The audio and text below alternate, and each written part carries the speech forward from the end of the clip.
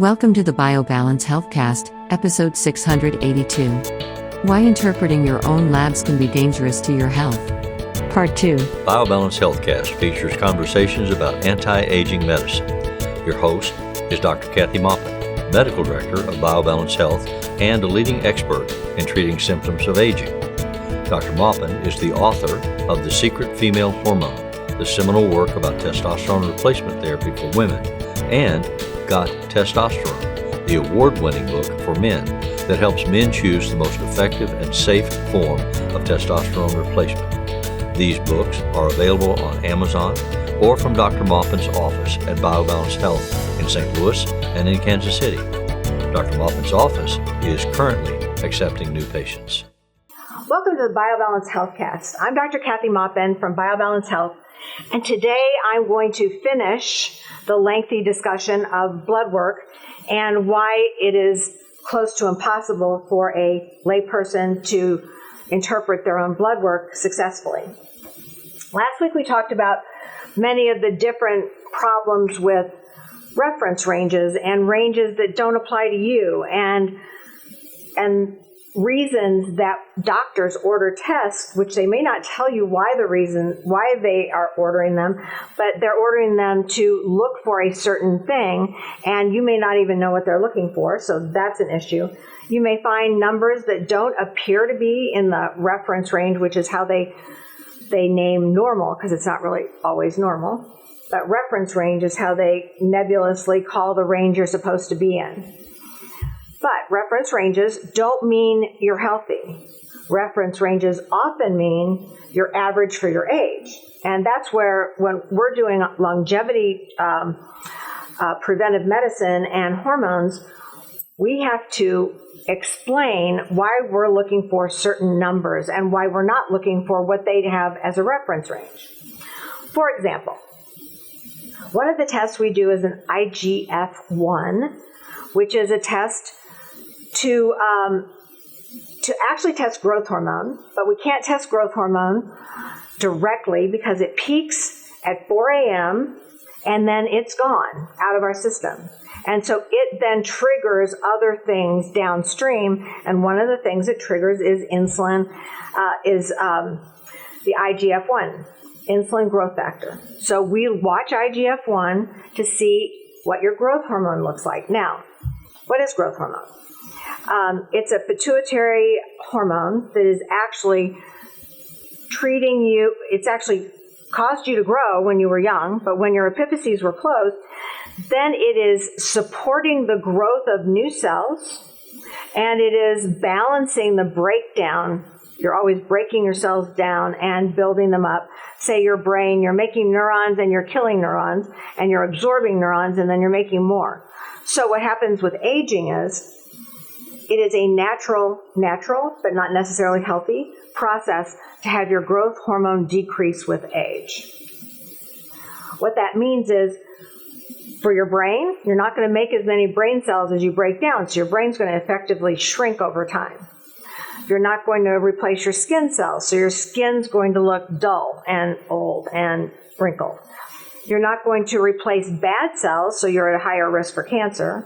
You're not going to replace bone cells as fast as you're breaking them down, and that leads to osteoporosis. So growth hormone is a measurement of how we are doing in terms of repairing our bodies and keeping ourselves healthy.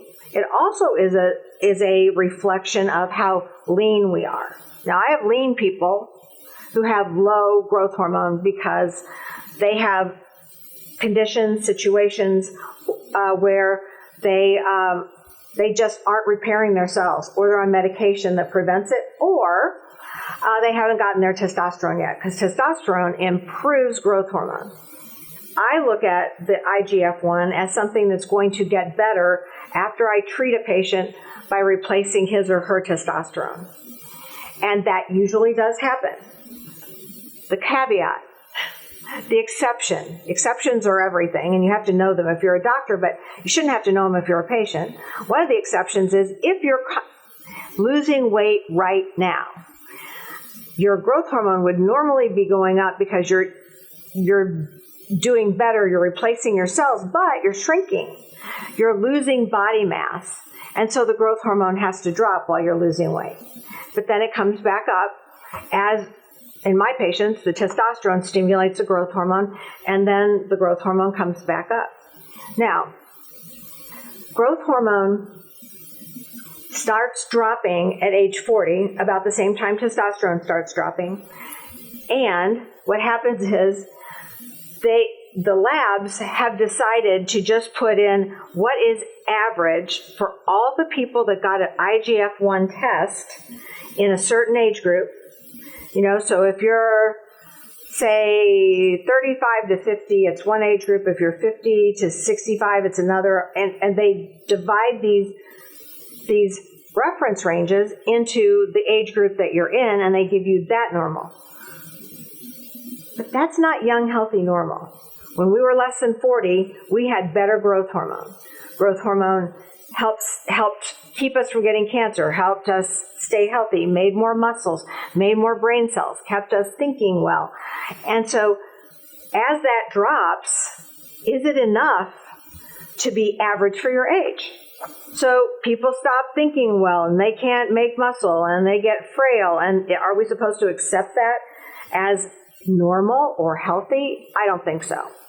The normal and healthy growth hormone is for adults, meaning after you stop growing and before you hit 40. So it's usually a 20 to 40-year-old range for growth hormone, and that is what's healthy, and that's what we try to achieve with patients. Once we achieve that, usually they are very healthy, and the response is what we expect. But if you're just looking at this as a range, the range is like 35 to 250 for somebody who's 60-something. And so that range is like everybody. And if you think about the fact that it's not testing young, healthy people in a college somewhere, it's testing people who went to Quest because they're sick or they don't feel well, or they had other tests done and the doctor just wanted to know what their growth hormone was, but they're having other problems. So when I look at them, I compare my patients to young, healthy, which is 150 to 350. That's the range on that should be on the reference range for every age, because we should be compared to young, healthy people. Now, if they want to give us a test, they want to give us different reference ranges, one comparing to age, one comparing to young, healthy, that would be fine too, but they don't. They make it seem like if you've got almost no growth hormone, you're fine. You're healthy. But you're not. You're frail and you're losing muscle and you don't have any stamina. That's what I'm trying to get at. The lab should reflect health. It should not reflect disease. Or, yes, it's normal to get disease and sick and old. The only reason people don't know to get treated with hormones or with other peptides to help them age in a healthy manner is because the lab test told them it was normal. And their doctor didn't know any different. So that's my other problem with trying to interpret your own blood test. There are other issues, by the way, which one is I check for vitamin levels, say vitamin D level and vitamin B12. Now, vitamin D has had a controversy about what dose of vitamin D people should take and what level of vitamin D should be in the bloodstream. Now, we know that the darker your skin, the lower your vitamin D, because the darker your skin, the less you absorb from sunlight and the less you absorb from food. So, having said that, there are a lot of people who have, I'm in this group, who have Mediterranean or black skin, who are walking around with almost no vitamin D unless they take a 5,000 IU dose every day. That's something that keeps us healthy. It keeps us from getting cancer. It keeps our GI tract working, our brain working. It is involved in almost every single process in our body and bones and muscles. So vitamin D is essential, but there's this huge fight. there's a huge fight in endocrinology. I read the journals of endocrinology and metabolism, and they're always trying to discuss, well, we should have this blood level. No, we don't need that blood level. We need this blood level. Well, I think it really depends on the patient. If you're just talking about bones, then people who already have good bones aren't going to need as much vitamin D to keep those bones as somebody who has frail bones. However, for everything else, even if you have good bones, but you don't have much vitamin D, you're still not going to be healthy or well if you don't have enough vitamin D. Now, currently, we use between 40 and 50 as our level of vitamin D, and our top end being 100. Ideally, it would be around 75, but 100 is the top max. Vitamin D is a vitamin you can take too much of, so you don't want to take too much. So they haven't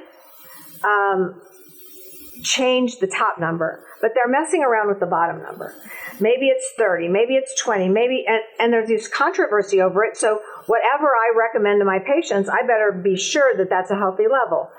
At AMMG and A4M, they teach us that vitamin D should be within high normal range, not too high, but you should have it between 40 and 50 or higher. So that's the lowest it should be, and that's what we try to get our patients to get a blood level of that, and then we know they're getting enough to keep all of their systems going with this one, it's really a hormone, but this one enzyme / hormone. So that's something that I think the government plays a part in determining the vitamin levels. The vitamin levels that they give as the RDA level is the very lowest possible blood level you can have and not be sick. Now, if that's the case, they give very low levels for RDAs, but many people need a lot more of that vitamin than others. So when I look at it, I have to tailor this to my patient who's sitting in front of me. I don't just say it's this number. I have to look at them and determine, are they, have they lost muscle mass? Are they frail? Do they have osteoporosis? It all plays in to what I want to do with their B level and their D level. And those are the two I primarily look at. Now, there are other tests and other ways to look at your nutrients to see if you have enough. But if you're trying to get optimal, the lab results don't tell you what optimal is. They just tell you what sick is and what not very sick is. I guess I'd call it that. So that's another issue. So vitamins and minerals, those are always considered, they're always controversial. We look at iodine. Iodine for us, people need iodine. The levels that the lab gives you are very low to be considered normal, 56 and above. We believe you should be over 100, under 300, and somewhere in there, your iodine is helping you make thyroid. And so a thyroid molecule has 3 iodines on it or 4 iodines on it, T3 and T4. So for that, we have to look at that and interpret it for our patients. So we need to know, is there enough iodine to make thyroid? If there is, we're good. Stay on whatever dose you're on. If you don't have enough, we have to increase it. If you have too much, we decrease it. But we have a whole different range of what is considered normal and tolerable for people based on the age management medical longevity groups. So, let's see. There's so many things about the lab that I have to fight with every day that it just is terrifically difficult. Let's go back to talk just a little bit about hormones. So, when I'm doing an estradiol level on a new patient who's not on hormones, I'm just looking to see what her baseline estrogen is. That tells me her menopausal status along with her FSH.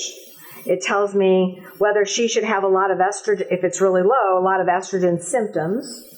It tells me if she basically how bad she feels with this level and how high her FSH is with this blood level. It tells me where to go with her treatment. So after she's been treated, that same estradiol level tells me whether I've given her enough in the pellet. So I'm looking at the same blood test with two different purposes. What's your baseline? What do I need to do to make you better?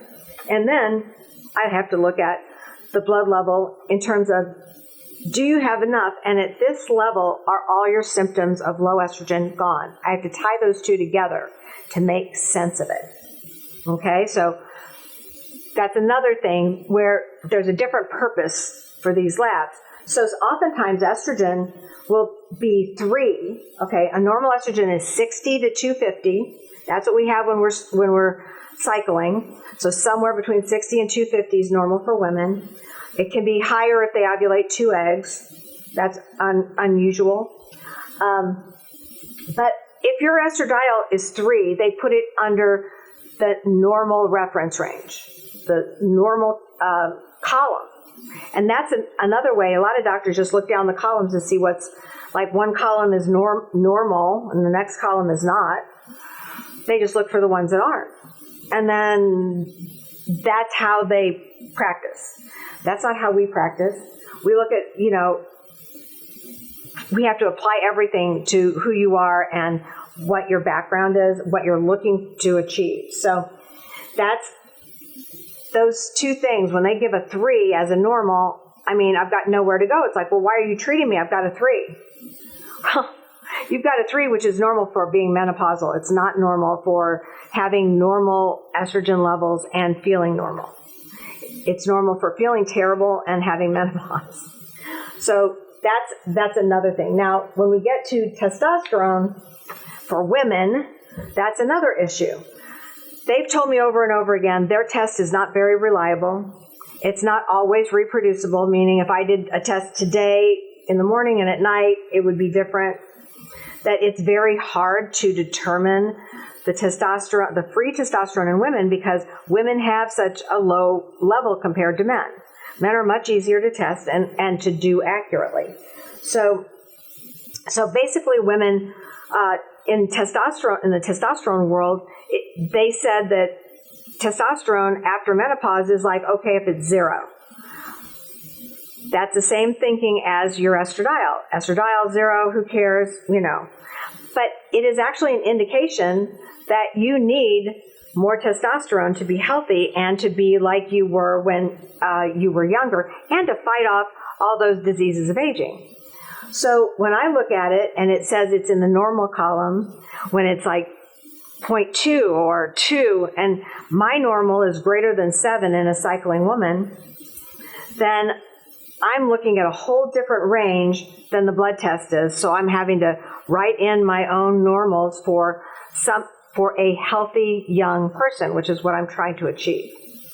And yes, on the testosterone, I have to use that level and follow up, because it's not that I have to treat off that level. I have to know what level, in terms of numbers, equates with the patient having no more low testosterone symptoms. I want to use that as my goal every time, because that will be her normal or her ideal blood level. And it may not have anything to do with the blood level here. One more caveat on testosterone levels is that every delivery form of testosterone for women has a different ideal blood range. The vaginal testosterone can be like off the charts and people won't feel it. They won't even feel that they have any. It's just that it goes up and comes down pretty fast, and you get this really high level, and then it crashes and you don't feel it anymore. So vaginal goes up and down quickly and does not last. Creams you have to apply 3 times a day to actually get a level of testosterone that's going to stay with you in most cases. So if you're doing creams, and you're not applying them 3 times a day, then you're not getting the blood level all the time. You're only getting it maybe you apply the cream in the morning, you get your testosterone tested at 10, and it'll look great. But by noon, it'll be gone. so if you don't reapply. So that's another caveat to what's normal. We look for a different range for the thigh testosterone. Basically, you rub it into your thighs. It goes directly to your bloodstream, and then you get a better level. Usually, that lasts a little bit longer. Testosterone shots we don't give to women. I don't advise it, but that would give you a whole different level than a pellet. And a pellet's level is very slow to start, comes up, kind of plateaus, and then starts coming back down, and then you get a new pellet. But it works over 3 to 4 months. So another mistake people make when they're looking at somebody's lab is, what was your dose of testosterone? Well, if your dose of testosterone was 200 and it is for 120 days or more, usually it's well above that. It's more like 150 days or 60. So, because it has to last past the time I need to redose.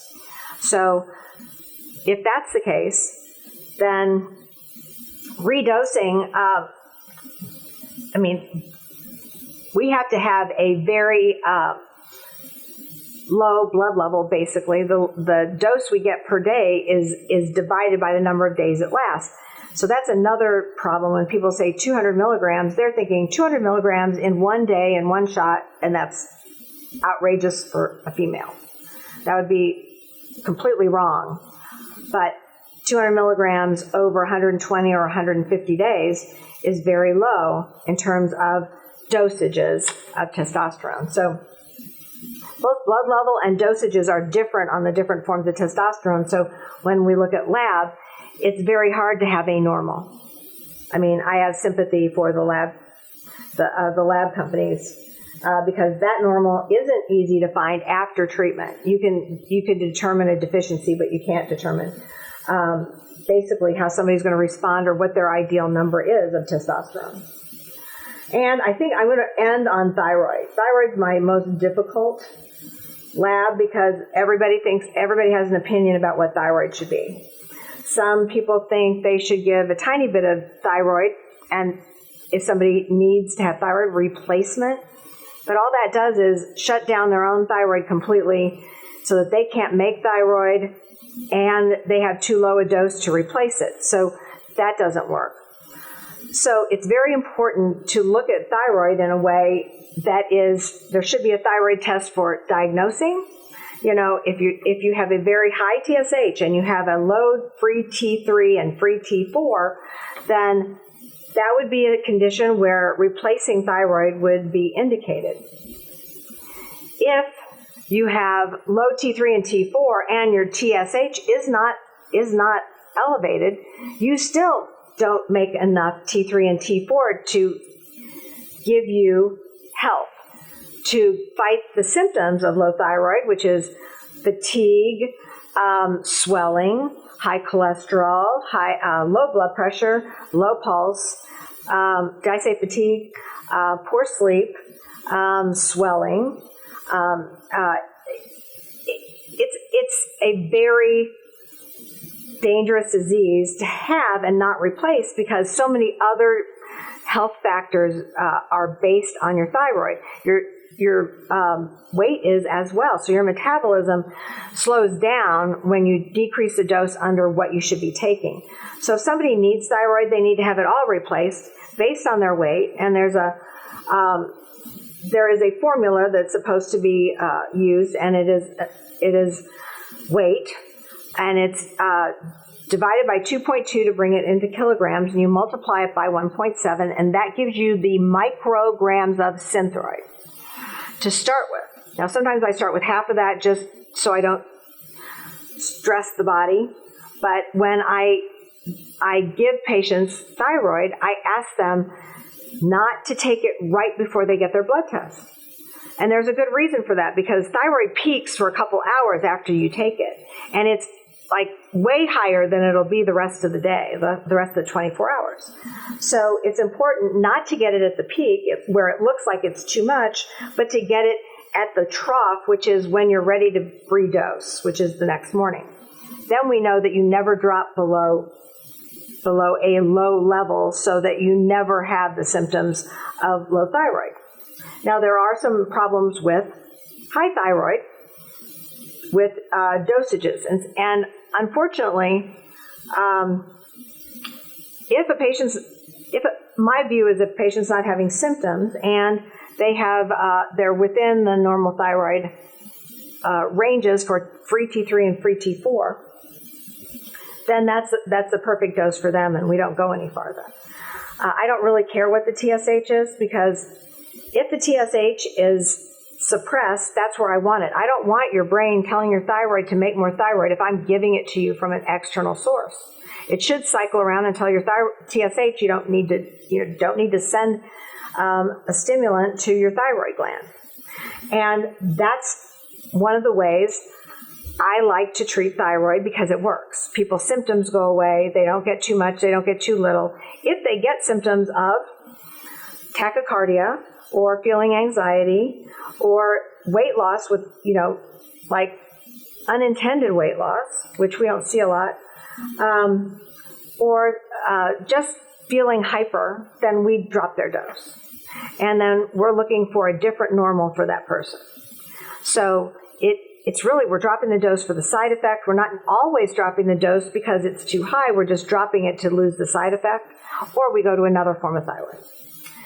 So you can see how, looking at your own labs, at your own thyroid, at your own growth hormone, how this can be very deceiving, and how it's very difficult for you to make any determination as to what you should do or what you should take action on or what you should be worried about by looking at your own lab.